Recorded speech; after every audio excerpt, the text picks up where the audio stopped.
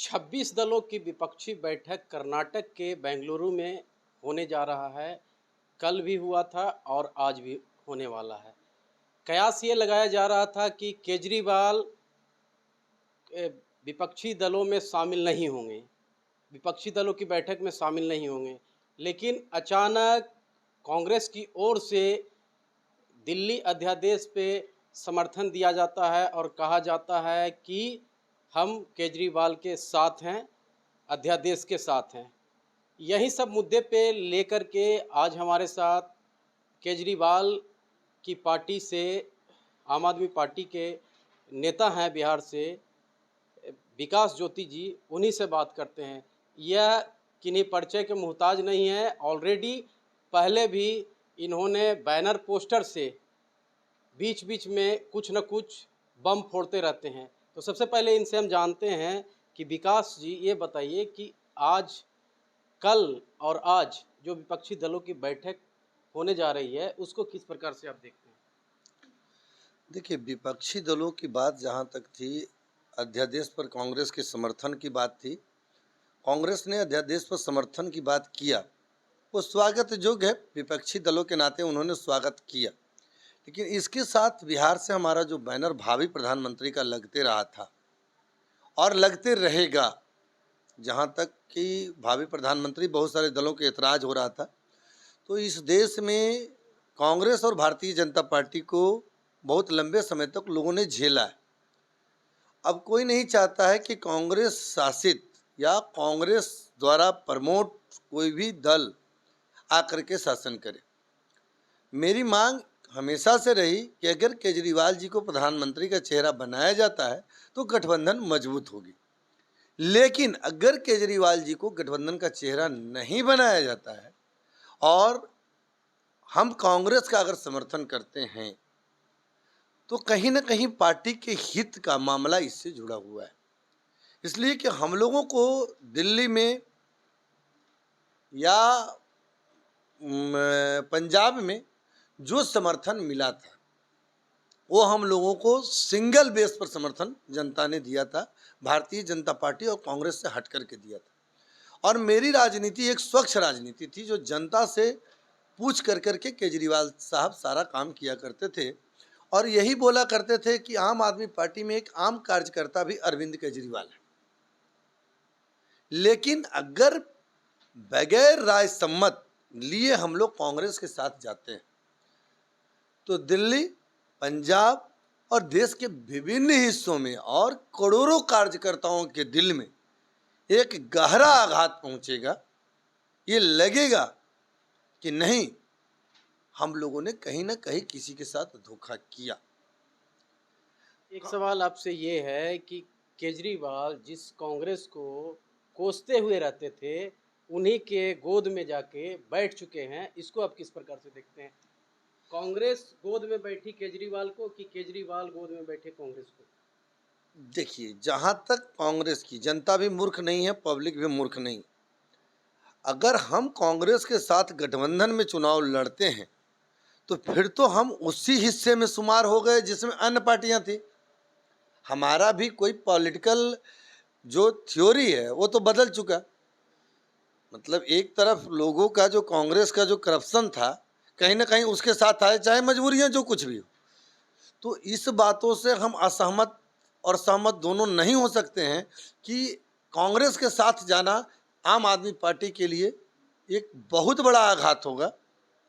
जो देश में एक राजनीति उभरी थी, युवाओं की राजनीति उभरी थी, जहां पर केजरीवाल साहब मुख्यमंत्री का उम्मीदवार घोषित करते थे तो पब्लिक प्लेटफॉर्म से पूछते थे कि कौन चेहरा होगा। भाई, तो कांग्रेस के साथ जाने के लिए भी एक बार पब्लिक प्लेटफॉर्म पे ये राय होनी चाहिए थी कि आखिर चेहरा कौन होगा। बेंगलोर में बैठक है, लेकिन ये बैठक किस हद तक सफल होगा, इसलिए भाई कि वहाँ अपनी पार्टी की प्रॉपर्टी की लड़ाई है, अपने अपने बेटों के राजनीतिक भविष्य की लड़ाई है। केजरीवाल साहब, आप पर यह दाग नहीं था, आप स्वच्छ चरित्र के व्यक्ति थे। हाँ, राजनीति में फंसाव दुराव की राजनीतियाँ होती है, उसको झेलते। हमारे 2 नेता तिहाड़ जेल में बंद हैं, 2-4 और होते।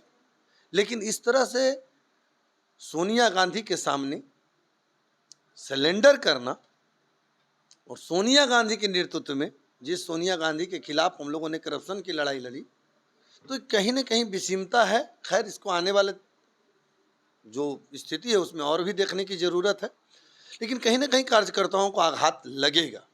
लेकिन केजरीवाल का कहना है कि जिस प्रकार से संघीय ढांचा पे अटैक किया जा रहा है, यही लेकर के हम लोग एकजुट हुए हैं।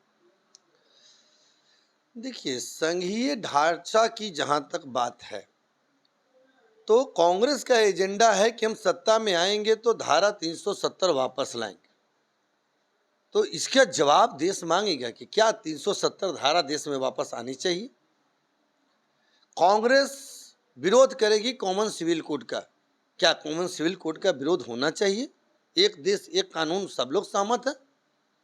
पार्टी की भी मेरी राय थी कि उस पर हम साथ देंगे। तो कांग्रेस का जो चाल चरित्र चेहरा रहा है वो देश के विपरीत रहा है।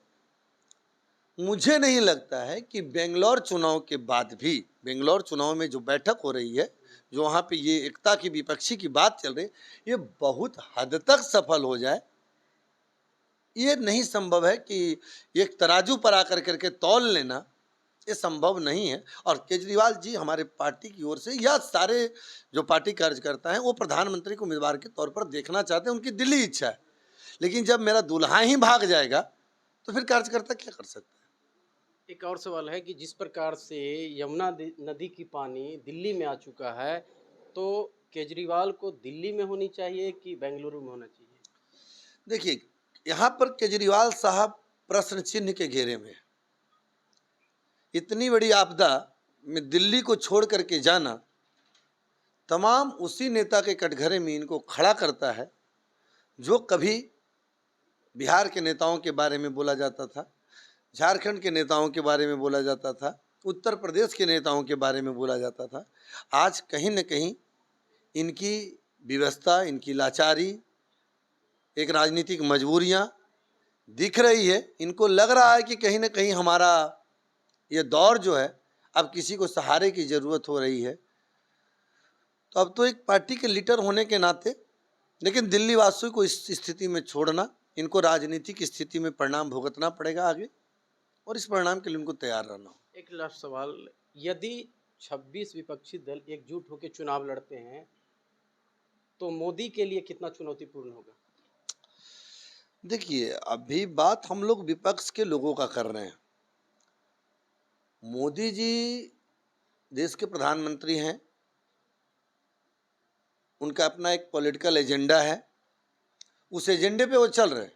उनकी एक एजेंडा है कि 370 हटा देना, राम मंदिर बना देना, पीओके ले लेना, उनकी एक अपनी एजेंडा है।